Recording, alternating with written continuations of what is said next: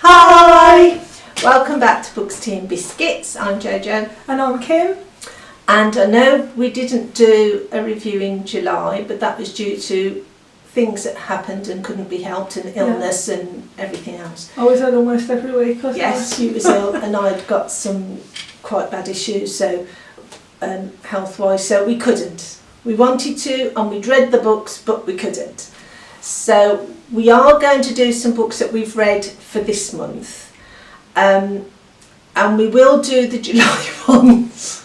But later on, because we've got plans for the next 2 or 3 months, haven't we? Yeah, I think we'll probably do them in December because they're sort of from fairy tales, so the last one being winter just seems to go with it. So we will do the Lunar Chronicles in December.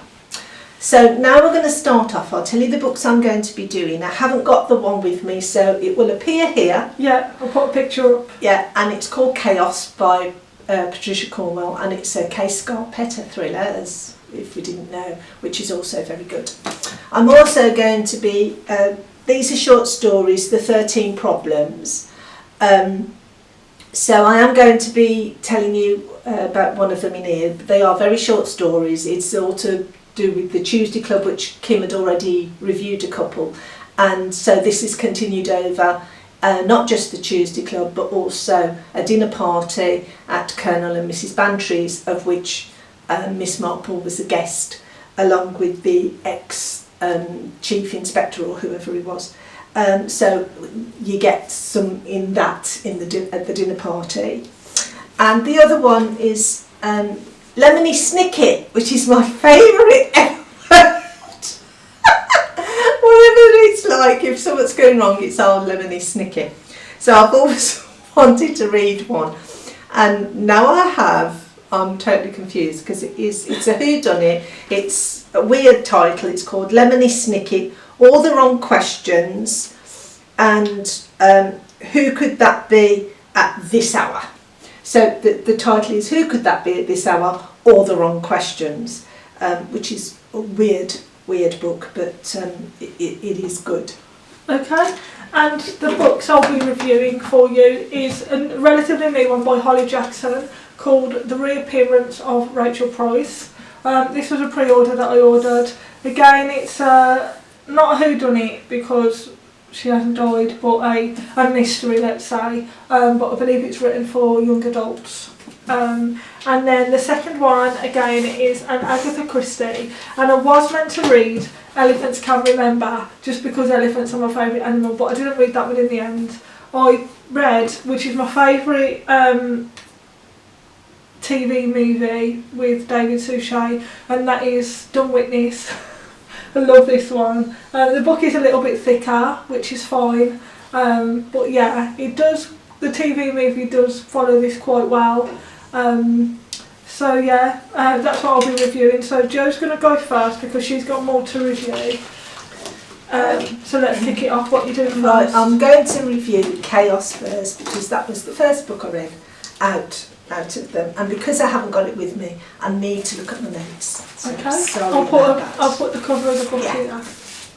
It's sort of a strange one. You've got your usual protagonist. You've got Kay Scarpetta. You've got Marino, her sidekick, sort of. You've got her husband, Benton Wesley, and you've got her niece. Now, she's getting, Scarpetta's getting some really, really nasty emails and messages, and they're all signed by somebody called Endless Charlie, I think. Yeah, Endline Charlie. There's a murder that takes place, but you don't know about the murder, you just find out about the body. It's extremely hot. Scarpetta's also being followed because she's in a car with one of her colleagues, and they have a disagreement, so she gets out the car. And he rolls down his window and sort of asks her what she's doing. There's no row or anything, but somebody puts on social media that there's been this argument or whatever, which there hasn't. And she has to go late at night. She's having a meal with her husband, but they don't get to have the meal because they both get a phone call. He gets one, she gets one. She's called to an incident where she's got to go, and she thinks he'd be following, thinking the calls are the same, and he doesn't follow. But Marino comes and collects her, and he gets a call from somebody purporting to be from the international, Interpol basically, and she knows what, because she's worked not for Interpol, but she has had to go overseas sometimes, they've asked her to. So she knows what the protocol is, and it's bypass protocol, so she knows this ain't quite right. And it wasn't, it's a fake call. Well, Benton gets one as well. That's what his call was, it was a fake call. By the time she gets to this body, because it's so hot and it's outside and they've got to wait for the tent to be put up and there's problems with that. And apparently it's somebody who they thought was dead, who isn't dead, who is doing the murders. Oh. Now this person used to be in law enforcement, so they know all the little tricks, they know all the hassle. Her niece had come out some time ago and admitted that she was gay, and she's in a relationship with somebody who's a lovely, lovely lady, and they've adopted a little boy. Mm-hmm. Trouble is, what they don't know and what Scarpetta finds out is that little boy is the son of the female who's doing the murders, and what she's aiming to do is to get that little boy to kill or cause the death of Scarpetta and the family. So that's the aim. It's called Chaos. I gave it a 5. It was really good. I do like Patricia Cornwell's books anyway. I think they are brilliant, and it's very difficult to judge them any less than a 5, but I have in my mind a few that I would judge as a 4, but this one is definitely a 5. I would say it was a bit, I think I marked it as 4.5 reading ways, because there was one or two things in there that I thought, I don't know whether they needed to be there, or that's a bit too long, or that was unnecessary, and one or two things that I thought didn't fit, but on the whole it's definitely a 5. So I would recommend it. Cool. Yeah, really recommend it. There's not major, there is like obviously some violence, but not major violence. Cool, that's a good review, thank you for that. So the one I'm going to be reviewing for you first is The Reappearance of Rachel Price by Holly Jackson. If you don't know, Holly Jackson is an author, the authoress of The Good Girls Go to Murder, which Joe read and reviewed in the last video that we did for you. So this is about, obviously, the title, The Reappearance. So it's about Rachel Price, who disappeared 16 years ago, and her daughter, who is the protagonist of the novel, Belle, is quite a hard-nosed character, and she's one of the people that annoyed me the most in the story. I did feel sorry for her because obviously she grew up without her mum for 16 years, but she's really nasty to every character in the book. So what happens is, the novel starts off with a documentary being created called The Disappearance of Rachel Price, about this reporter coming over from England with his team, and they're making a documentary about that disappearance. So they're interviewing the dad, the daughter, the friends and neighbours, everybody that knew her. Is this in a way to try and be able to locate what happened? Yes, because the dad has received ridicule about her murder. Everyone has blamed him, but there is no evidence, no proof. And Rachel Price used to be an English teacher at the school that Belle goes to, so there's a shrine for her, so to speak. And on like the 3rd or 4th day of the documentary being created, the actual events surrounding her disappearance and the day she disappeared is recreated, and Belle is there with the actress who's playing her mum, Rachel Price, and something is said. Belle walks back home across the railway station, across the railway lines, and she sees this woman, and she looks homeless in a red top. She's got blonde hair, black trousers, and she looks really rough, like, as I said, homeless. And Belle speaks to her, and at first she doesn't recognise her, but the woman recognises Belle after 10-15 seconds, and it's Rachel Price. She's walked 8 hours from Lancaster to the town that they live in, and Belle doesn't like that she's reappeared, purely because, according to Belle, some details of a story that she's told Belle are different to the story she's told her dad. So Rachel said that the person let her go all of a sudden, took her to the woods in his truck, turned the engine off, got her out the truck and removed the bag from her head. But when she's telling the story to her dad, she says he left the engine running, got her out the truck, and took the bag off her head and then drove off. So the only difference being is that he left the engine running. And then obviously she gets mistaken with how long she's been gone. She tells Belle 15 years, and Belle goes, "You mean 16 years?" And she goes, yeah, that's what I meant. And then so Belle doesn't want her there, but things that Rachel's doing, how Holly Jackson writes them, come across as weird. She's putting a lock on her bedroom door. She's in Belle's bedroom looking for things. She knows about a bracelet that Belle used to have on her ring. That's why Rachel's put a lock on the door. And then they have a family dinner party with the whole documentary crew, and they're told to just talk as they would normally, and then some secrets are spilled, and it turns out that you wouldn't suspect the person who kidnapped her to have kidnapped her, and she was held kidnapped for 16 years, and it's only them 2 details of a story that are wrong, really. But I would make that mistake if I was kidnapped for 16 years and didn't know what had happened. Because you've got trauma, you've got no idea. If you're kidnapped, you're kept incommunicado, you've got no idea what reality is. Or but Belle treats her like she's the criminal. That she's a criminal, that she doesn't believe that she's been kidnapped, that Belle believes that she just went on her own.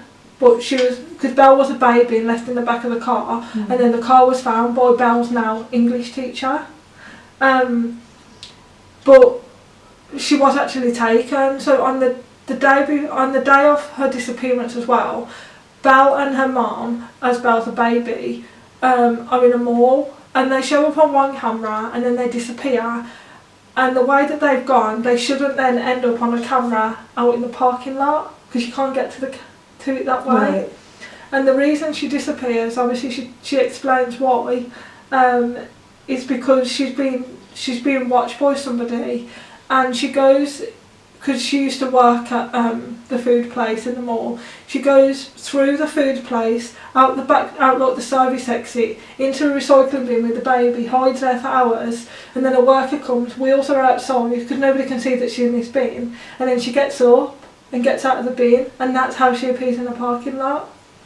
So yeah, she reappears, so then the documentary is renamed to The Reappearance of Rachel Price. And the person, obviously, that kidnaps her is announced, doesn't realise that he's let the person he's kidnapped go because he's got dementia. Oh. And yeah, you'll be shocked when you read it, Joe, who it was. And then both of the people die because they're in cahoots together. It's actually somebody who's asked somebody to kidnap her. Right. And then that person who's kidnapped her has got dementia. He's let her go after 16 years and doesn't realise it. But the person who asked it does, and he doesn't know how to. He never wants to be in the room with her because he goes, oh, you know, she knows. She'll know, yeah. And then they both end up dying. But these 2 people are really big figures in Belle's life, and when they die, it's just weird to me that there isn't more of a reaction. She just gets on with it, as in, oh, okay, they've died. There's no there's no heartbrokenness there. But if she knew that they were the cause of her mum disappearing, that they were the ones that kidnapped her mum, then she wouldn't have that upset. She doesn't know by then. Oh, she still doesn't know. Anyway, in the end, it turns out that Belle and Rachel Price's relationship does get fixed. She finds out the truth, and it is a happily ever after. But up to that point, I was still thinking, oh my God, who is he? Is she going to find out? Why is Belle such a hard-nosed person? And I understand it, she had to be brought up without a mum. Her dad's like a construction worker, so he's really hard-nosed anyway. And then when she does make the mistakes in her story, and Belle goes to one of the camera people at the documentary, that's one thing I forgot to say. They find out that Rachel goes to this boutique and buys the red top and the black trousers, and Belle finds that suspicious, but then they get the full story as to who that was and why that happened. But she reappears after 16 years, and everything's up in the air as to why. You need to read this, Jo. It's really, really good. I'll give it 4.5 out of 5 though, purely because I feel the protagonist, Belle, who's only 17 years old, is a horrible person. She's nasty. She treats everybody with disdain. Everybody's rude. Because she doesn't want to be hurt again. She does that's why. She does say throughout the book that she doesn't want to get too attached to people because they end up leaving They leave her. Anyway. So her attitude is she's going to be nasty to keep them at a distance. So that, it's no good sort of being offhand with people, because if they want to be friends with you, they will. But if you're nasty or bitchy or you're not particularly nice to them at all, they won't make friends with you. And her idea is to protect herself. She's just built a wall around it and she doesn't know how to let the bricks come down. Yeah. Just that one of the recurring themes in here that does annoy me is every other chapter Belle mentions the knot in her stomach is getting tighter, she feels sick, and then it goes, and that's all she focuses on. She's got no other emotion, just the knot in my stomach, the knot in my stomach. I feel like I'm going to get giddy with the knot in my stomach, and I'm like, talk about something else. Do you know what I mean? Have other emotion. But that's all the emotion she's ever known. Probably. But I did like it. Which is why she probably doesn't know how to interact with people, because she hasn't had a mum. But I'll give it 4.5. It's really, really good, and I can't wait to see if there's another one of these. This isn't based on a true story, but it sounds like something similar. It's probably one or two things that have occurred, true story-wise, and she's just brought those in, to make it more realistic. Yeah, it's really good. You need to read this. I can't wait till you read it. I know we've got things planned for this year. Yeah, but so it'll probably be next year. That's fine. At my own leisure. That's fine. So that's that one. Thank you, guys. Right, so I'm going to do this one because this was the next book I read and it's the weirdest. Lemony Snicket. All the Wrong Questions and Who Could That Be at This Hour is one story. Now, Lemony Snicket is the pen name of the chappie, and I do have his real name here. I wrote it down because I knew I would forget it otherwise. It's an unusual name, isn't it? Well, sort of and sort of not. Lemony Snicket, number 30. Right. I thought I'd wrote his real name down, but I obviously haven't. It begins with a B anyway, like Brendan or Brandon or something. Have a look. Yeah. So you've got Lemony Snicket, the chap who, Lemony Snicket, the author. In this book, he's a 14-year-old boy. And it's quite strange because you don't know the bit before chapter 1, you don't know what's happened prior. It just started, he's in a cafe with his parents and they're having discussion, some disagreement with the school he's at or the university he wants to go to. They're having some parental... Daniel Handler, that's it, weird. The handler bit, I mean. So they're having this discussion, something to do with the school or the university he wants to go to. So he's 14, so he's being a 14-year-old and very disagreeable. And the next thing, this woman comes in the cafe, walks past him and drops this note in his lap. So sneakily and cleverly, sort of the quickness of the hand deceives the eye thing. His parents didn't see it. And in the note it says, go to the toilets or the bathroom, because it's American. I think it's American. And climb out the window and I'll be waiting in the car. And he does that. He pretends to be going to wash his hands and he climbs out the window and he goes to her car and they drive off. And apparently he's going to be her apprentice. But you don't know how all that started. During the book you get this idea that he'd written to some company or other, some detective agency or other, and he wanted to be an apprentice and he's her apprentice and she's supposed to be he chose her. They got the top, I think 50 or something or other, and she was the 50th, so she isn't as good as all the others were. And he always says things and she's going, you're asking the wrong questions. And they go to this little village where this woman, who's supposed to be very well known within the village, you know, and she wants some ornament back. She says it's her ornament, and this the people that live in the lighthouse have stolen it. So the idea is that they will go and steal it back. But he's quite a sensible, for a 14-year-old, he's really sensible. And the woman who's supposed to be teaching him all this will just accept what she's being told. And he says, don't you think we should check this out? And she's saying, you're asking the wrong questions. And they go to the lighthouse and he sees this girl and he goes into the lighthouse. She's still at the house. He's gone out for a walk. And he goes to the lighthouse and he talks to the young girl who lives there with her dad. And she shows him the ornament. She says, you've come for the ornament. And she shows him the ornament. She says, this is actually ours. It's been in our family for donkey's years or whatever. And that woman just, wants it. And so the woman who's teaching him comes back and says, like, what are you playing at? And he said, well, it's not hers, it belongs to them. And he goes through the story and she says, it's what our client wants. So he says, okay. And they decide that they're going to break in. So he's spoken to the girl and the girl says, I'll leave the door open for you. Because she knows it's not theirs, it's hers and whatever.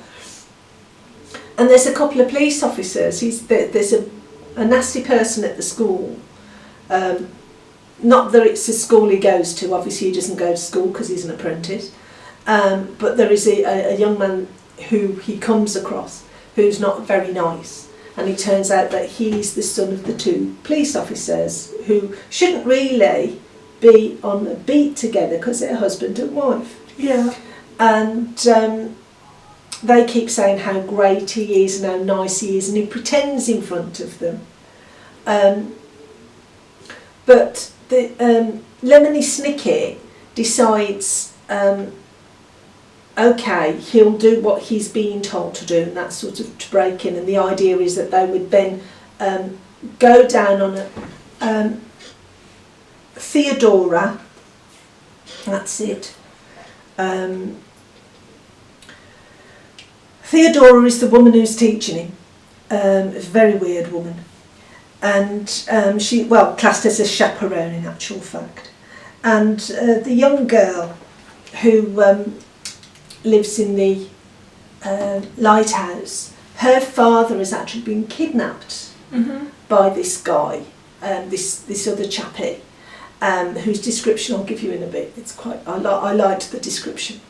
And the woman in the other house who wanted the statue is also under this guy's, he's blackmailing her to do stuff.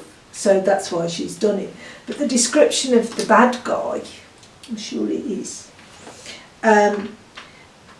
pear-shaped bodies, short thick legs and grumpy looking arms. How can you have grumpy looking arms? I don't know. But it's really weird, because the idea is that it's quite strange, because he ends up getting this special coffee, and in the coffee thingy is the actual statue, because the girl got it back sneakily, and the idea is to give it to this bad guy so she will get her dad back. Now he understands this, and he wants to help her. So it just goes on and on and on. It's very weird, extremely strange. Okay, is this Lemony Snicket died? Yeah, and it's the first and probably the last book I will read of Lemony Snicket. It's interesting. I gave it 4.5 because it was so weird. I knocked half off, because you really have to get your head around it, and unless you're a big Lemony Snicket fan and understand it, I don't understand how a grown man can actually become a 14-year-old boy in one story and something else in another story, an old man in another story. It's just strange. But it is a good book, it's good reading, and it does make you focus properly. And there's all these different characters, and you really have difficulty keeping track on who's who, what's what, and where their function is. So I only gave it 4.5. Oh? Yeah, you would have totally did my head in. Lemony No, Snicket. I don't think I like the word. And when I was doing makeup, I never got to do it, but one of my assessments was to do a fantasy figure, and I was going to do Lemony Snicket. But no, I don't think I'd read another book. It just took too much in my head to get round it. Somebody else might be able to, this I understand it, but It would mine as well. I need to actually know how things happen, so I'd need to know how he got this list and what made him choose this person, and how is it up to him who he goes to as an apprentice. It's just weird. Okay, so my review now is an Agatha Christie Hercule Poirot mystery called Dumb Witness. And as you can see from the cover, the dumb witness is the fox terrier called Bob.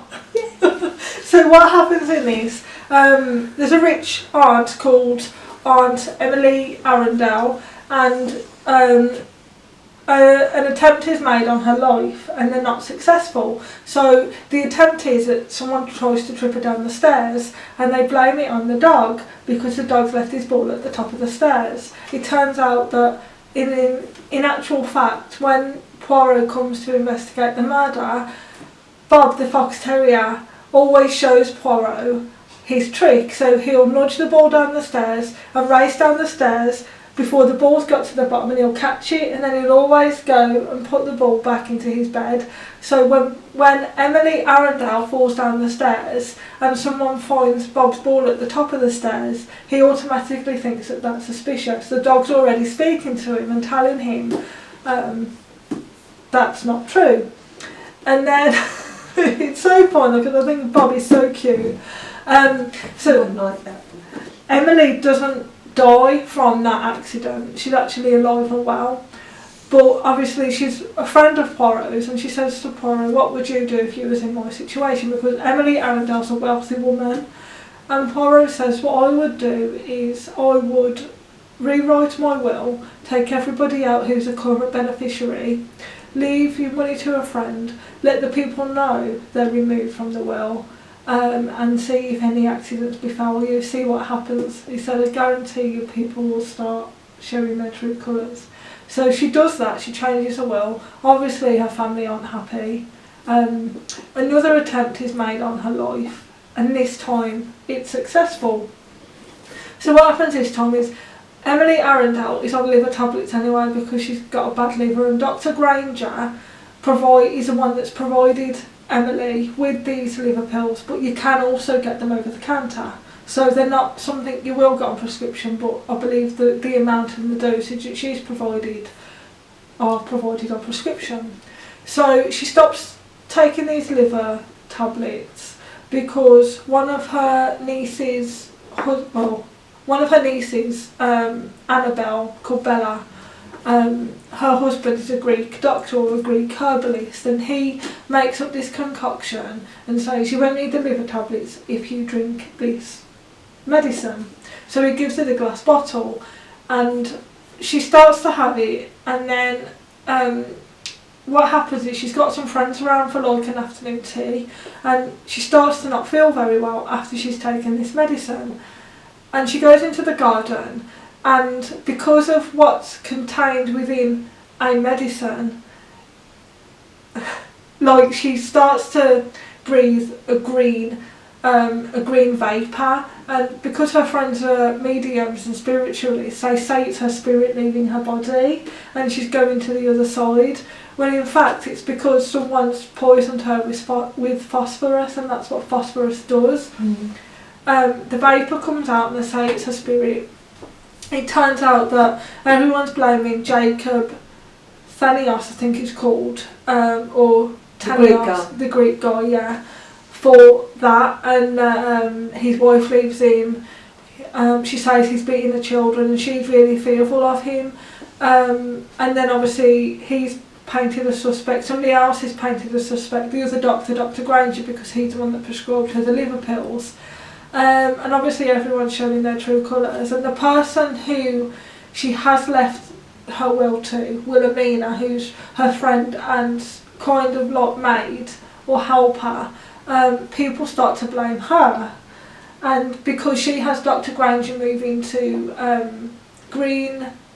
Greenhouse or something like, I can't remember the name of the house, but she has Dr. Granger moving to Emily Arundel's house, but then he dies in suspicious circumstances as well, because someone turns the gas on the gas fire and leaves it on, so he dies of carbon monoxide poisoning. And then it comes out that the person who's actually killed him wasn't even a suspect all along. It wasn't the Greek doctor and it wasn't Dr. Granger. You wouldn't have suspected who it was, but when Jacob Thanios, I believe he's called, gives Emily Arundel the bottle, that's not what the poison's in. She's still taking the liver pills from Dr. Granger, but someone's poisoned them with phosphorus. So she's still taking them, but that mixed with the herbs from the Greek doctor makes it, because she's been taking the liver pills for 3 days prior to this point, and that's what kills her slowly over 3 days, and it's when she takes this liquid herbal concoction. Turns to phosphorus, yeah, which is why it comes out. And yeah, so these sisters that are there, I believe they're called the Tripp sisters, they automatically, hold a seance and say, I'm speaking to Emily, she wants people to know who her murderer is. And they say Robert Arundel, but of course she hasn't got a family member called Robert Arundel, the dog's called Bob. So people automatically blame the dog, and then they say the dog can't stay there because he's killed her and he's the one to blame. So Poirot... So the dog put the stuff in. Yeah, so it's when she's falling down the stairs, people say, oh, that's a dog's fault, the dog left his ball. Yeah, but she didn't die. No. So Poirot looks after Bob because Poirot's got an authoritative voice, so Bob listens to him. So Wilhelmina wants Poirot to look after Bob, but Poirot doesn't want to take him back to Belgium with him. So he asks the sisters to look after him at the end of the story, and they say yes, even though the spirit of their Cocker Spaniel doesn't want him to live there. Poirot goes, oh, he came to me in my dream and he would love for Bob to stay here. In fact, he would love for Bob to stay in his home and look after you. He's got a deed to complete, and that's to make you happy and bring joy to this house. So they agree to take Bob, so Bob does have a home to live in, and people end up knowing who the true murderer is. They end up, knowing that Bob didn't have anything to do with the murder. In fact, he was the dumb witness that was telling Poirot all along, because as well, on the night of someone tried to murder her by making her fall down the stairs, which wasn't via the ball, it was via a tripwire. They planted the ball afterwards, after she'd fallen down the stairs. He also saw a reflection in the mirror, so because another one of Emily Arundel's nephews used phosphorus as polish to polish his boat, Bob was barking at the boat because it was like stainless steel. He was barking at a reflection, and then Poirot knew then what had happened, and then he called everybody, as he does at the end of the book. He called everybody around and, you know, you've done this because of this and you've done this because of this, and everyone was like, oh my god, no, I didn't do it. And he goes, no, because it was you. And then, yeah, I was like, oh, I wouldn't have suspected that person, but it's really good and Bob's so cute. Because people, that's it, in chapter 13, people believe that it's TA because in the mirror, they see the initials TA as a monogram on the dressing gown, but it's not. 80. It's 80 because in the mirror things are reversed, aren't they? And then they know who it is then. So yeah, Bob's so cute. This is one of my favourites anyway. I can't wait to read Elephants Can Remember, but that won't be yet because we've already sorted out what our October books are going to be. Yes, we'll go through those. I should have read this book this month, but my holiday was so busy. But what I think I'll do with that. So yeah, I wouldn't usually buy the audiobook as well as the book because I've paid money, good hard-earned money for this. But because I want to do the immersive reading, because I've got that much to read for October, this is only a 5.5-hour audiobook. So I'm thinking I could listen to it on the way to work, and then when I get to work, I could open the book and pick up where I've left off from. Because I'm getting to work a few minutes earlier now, about 20 to 30 minutes earlier, because I drop off my boyfriend as well. So yeah, and then I can't wait to tell you at the end of this month, Jo's done her last review of what we're reading for October. I don't have mine here because I forgot to bring them, but we'll discuss it. Obviously I'll show you the covers, and Jo will tell you what we've got, what our theme is for October, and then something else we've got planned, which is location reviews as well. So I'm just going to pass you over to Jo, who's going to also talk to you about her Agatha Christie review. Yeah, it's just, they're short stories. Kim did a review earlier on to do with the Tuesday Club, and this is called Agatha Christie, The 13 Problems. Now you've got the Tuesday Club in this book as well, but also in this book is a continuation from that where Colonel Bantry. No, yes, Colonel and Mrs. Bantry decide to throw a dinner party, and they've got an actress called Jane Hellier, who's a very famous actress, and Sir Henry Clithering, a Dr. Lloyd, and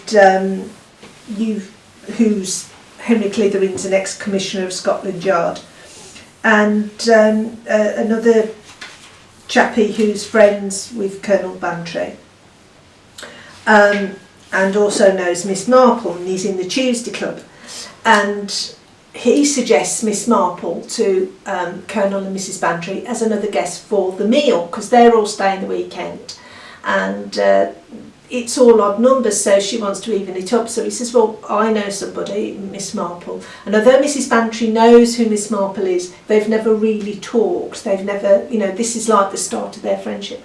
And she arrives, and you know, they think she's a very strange elderly woman, and they're all doing out all these little mysteries, true stories and what have you, and Colonel Bantry goes first and Miss Marple gives her opinion, and then as they've all gone, it comes up to Jane Hellier, who's classed as the typical dumb blonde. Now that's not me saying that, No, it's how she acts and how she interprets things, and the things she says. And so it's her turn to do a story, but it has to be a true story. That's a mystery, and they can all guess who did it or whatever.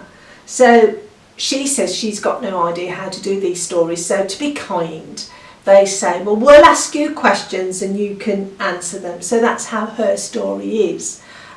It starts off, she says it's a famous actress friend of hers, and she's talking about herself, and she lets that drop, so they all realise.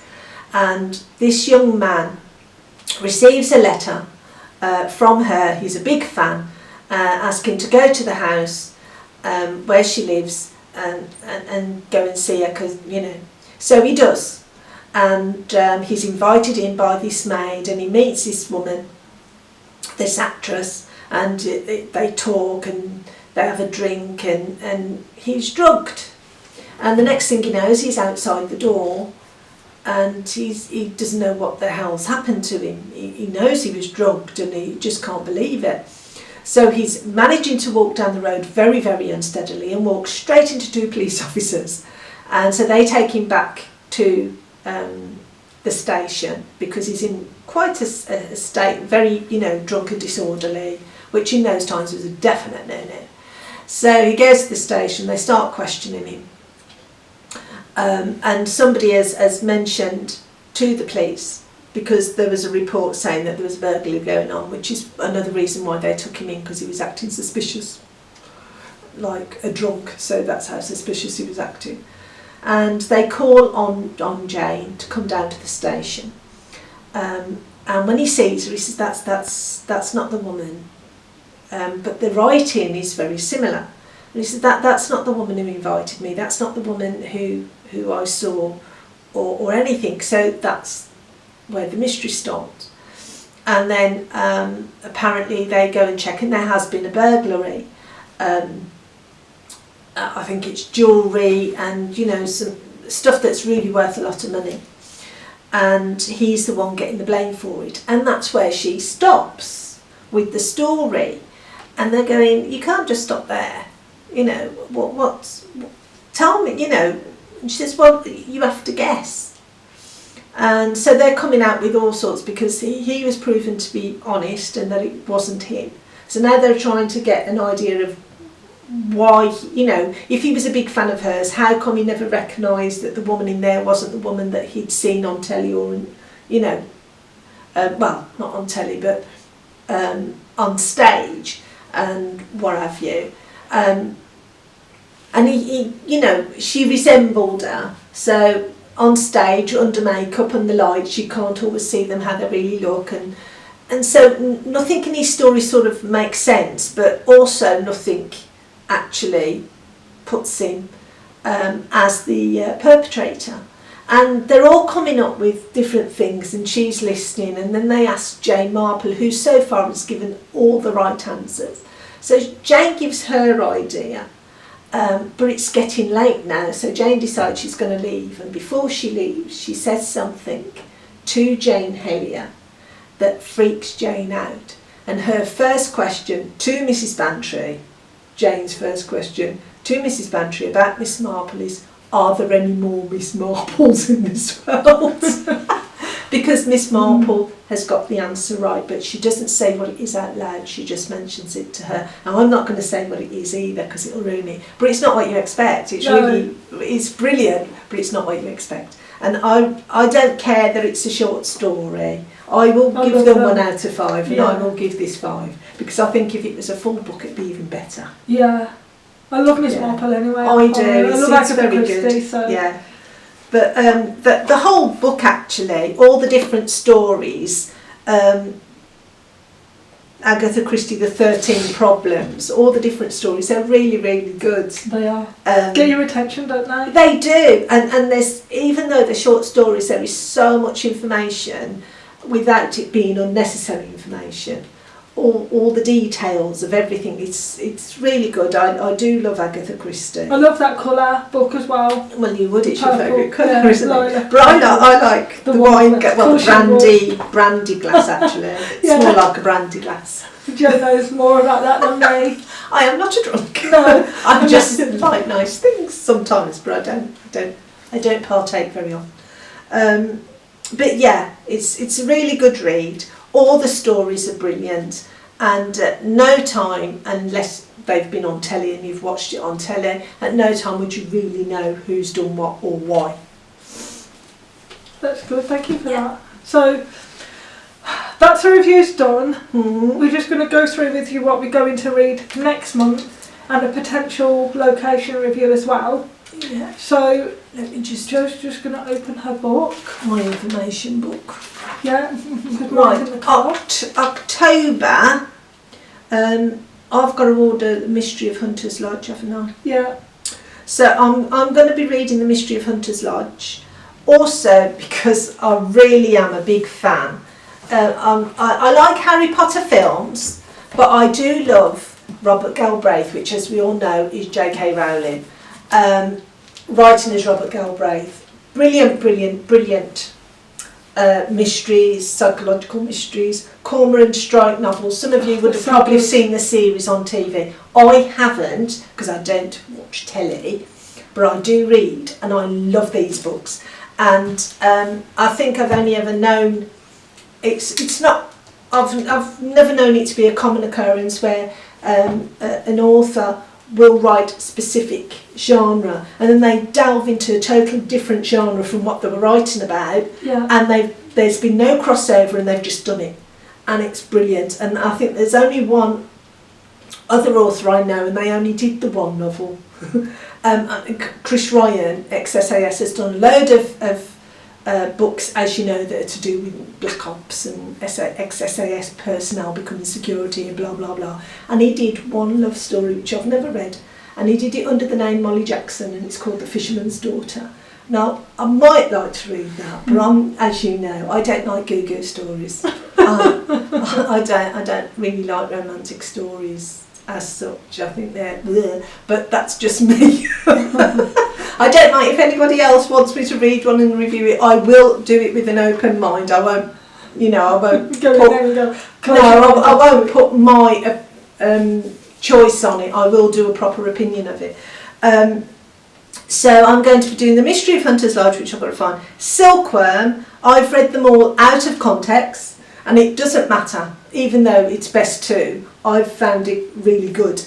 And also Chris Carter, I want to get his book Death Water, is it? Yeah. And Halloween Party, which is another Agatha Christie, isn't it? Yeah. That's my plan, but I do have to be careful with reading as many books now. I've been told off by the optician. By my optician, because I have cataracts now. So I and my muscles are getting weak in my eyes. So I have to not read as many books in the month as I have been doing. Sorry, I don't know if it's yours then. So what books are you going to be? I believe mine for October was The Cuckoo's Calling, which is the first one to the Silkworm and the Cornwell Strike series. It's going to be The Body in the Library, which is your favourite. Another one of my favourites, along with the ABC Murders. And the third one, I can't remember what it was, but I'll put it here in text when I've looked at my notebook, but they were the two biggies. The Body in the Library, The Cuckoo's Calling, which I've got at home, and then I believe it was The Chain by Adrian McKinty. That was another one. That rings a bell. I've got that at home on my bookshelf. So we're not quite doing any horrors this month, even though Halloween's at the end of the month. And even though I'm reading Chris Carter, so you can't say we're reading a horror. That one's a horror in itself. Yeah. Chris Carter. I think somebody really should put him on. Yeah. Should have him under observation. So I am, because they're library books, I have to get them back by a certain date. And because I'm going to be away, the date it's due, I've got to get it back earlier. So I'm reading the Chris Carter one by one, which is going to be probably one I'll do in November. But we are going to be doing, in November, we are both going to be reading. I've seen the other three books. I think I told you about those, didn't I? Yeah. We're going to be reading these. There are 6 of them, and Kim's going to get the other 3. Yeah. So we're going to start off with A Murder of Crows, and when I've read that, Kim will read it and I'll read that one, and then she'll read that one while I'm reading that one. So we're going to be reading the 6, so she's going to get the other 3. Yes. I'm going to try and go today actually and get them. Oh, that'd be nice. So they're going to be November. They're going to be November, yeah. As Kim also said, we're going to be sort of doing bits of location-y things, but we will be having books and reading books, and hopefully, if they'll allow us, we'll just go somewhere where nobody else is and we'll do a review in that area, wherever we are. We are planning on doing 1 or 2 things, aren't we? Yes, got a few things planned. So again, not just location reviews, but we're going to try and do some themed as well. So usually for like Halloween, people dress up as ghosts or do Halloween kind of theme. What we're trying to do is, when we go to location, dress up as that or do things related to that location, or read books based on that location, or even afternoon teas inspired by certain books and things like that, because I have seen a few around.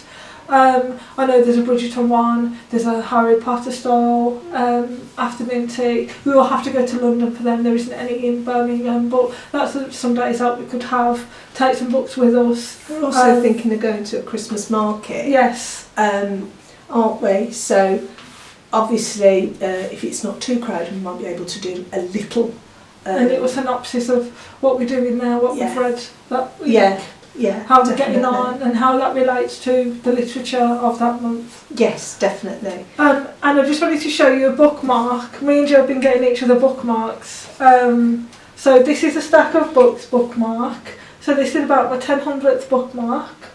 Oh my God. No, I've got loads of, I love bookmarks, I keep a little cup, so I can't wait to read this one. It's a bit late getting it, but it's one of her little birthday presents. No, that's okay, I love that. Jo knows I love bookmarks anyway. I've been getting her some. Yes. The ones I've been getting Jo are like, so she's got a metal one that goes down the spine, and then I've with an amethyst. Been getting some that you can colour in and donate as a save, not donate, but save for that book. So 50p a book, a pound a book, then we go to the charity shop and do a book haul. Because that's going to be a challenge. I've got an idea for Christmas, and that is from what we say from the reading challenges. We're going to go and buy each other a book for that month. And you've got to read it. And we've got to read it and give our honest review. Opinion, yeah. So can't wait to use that. That'll be probably my next hardback book, because it's quite a thick bookmark. Yeah, but I'm not going to yet. No. So yeah. Anything else we need to mention? I don't think so. No, I don't think so. We're all done. Though we've done the reviews, we've given you an idea of what we're doing over the next few months, and the theme in November, because it's going to be these probably 6 books that we're going to do, is new author, because this is her first book. So we're intrigued in that series. So we'll sort out what we're going to theme-wise obviously be Christmas, because we'll be at Christmas market or whatever.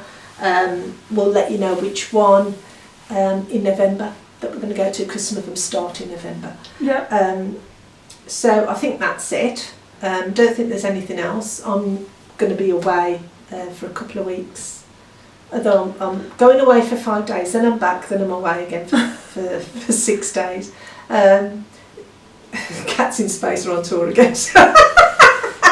So if you want to go, you've got to see them. Brand new album out, brilliant, called Time Machine, and this is their tour. So you need to go and see them, and that's the catch. And it's www.catsandspace.co.uk. Cool. I'll put the website down below in the please. description. Okay. Thank you all for watching. I'm glad we've got back to doing the reviews now. Life has slowed down a little bit. I'm feeling a lot better than I was. I've managed to read more than I was, because in July as well, because I was poorly, I was in like a reading slump, so I just didn't feel like reading at all. So I said, oh Jo, I've only read the one book. We're both having problems with it. So now we're back on it, and we're back on it. Not full throttle, but we're back on it, because what we don't want to do is go at full speed and then we wear ourselves out again. Which I think anyway. That's what reading does to the mind, doesn't it? It wears you out. Yeah. Anyway, thank you for watching, guys. Follow us on Facebook and Instagram, and subscribe to us on YouTube. If you've got any questions on Facebook, Jo will respond to that. If you've got any questions on Instagram, send us a DM or comment on our posts, and obviously I'll respond to them. And then any questions on YouTube we can both respond to. So like away, follow, subscribe, and then comment down below any recommendations of books that you want us to read, or things that you've read that you really want to hype up and let us know of. Do that as well. We can put it into our repertoire later on in the year or later on next year. Okay? Thank you. Bye.